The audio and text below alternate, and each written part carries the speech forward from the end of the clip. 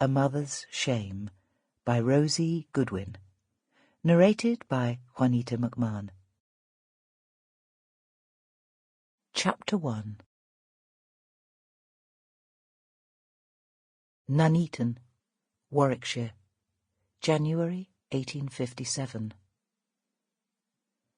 I feared as much. Is there something you need to tell me, Maria? The girl's startled eyes flew to the doorway of the outside privy where her mother stood wringing her hands together. She forced a smile in the woman's direction. No, I'm all right, Mother. Honestly. I think that rabbit stew you did us for tea last night must have disagreed with me, that's all. Swiping the back of her hand across her mouth, Maria lurched unsteadily to her feet. Running her hands down the front of her plain calico apron, Martha Mundy frowned. The girl looked dreadful. The bags beneath her eyes were so large that Martha thought she could have done her shopping in them, and her face was the colour of bleached linen.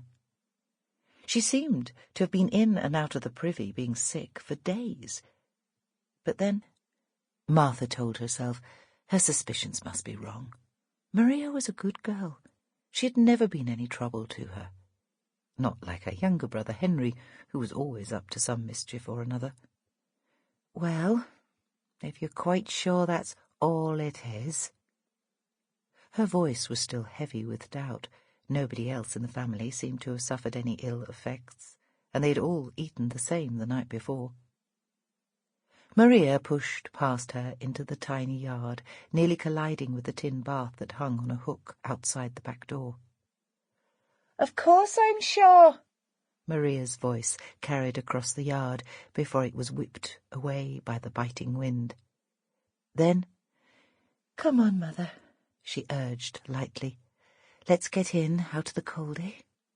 Father will be home from chapel soon, and all hell will break loose if his dinner isn't on the table as well you know. Sighing deeply, Martha followed Maria into their tiny cottage. Wet washing was strung on lines suspended from the ceiling from one end of the beams to the other, and Maria had to duck her way through it to get to the easy chair at the side of the roaring fire.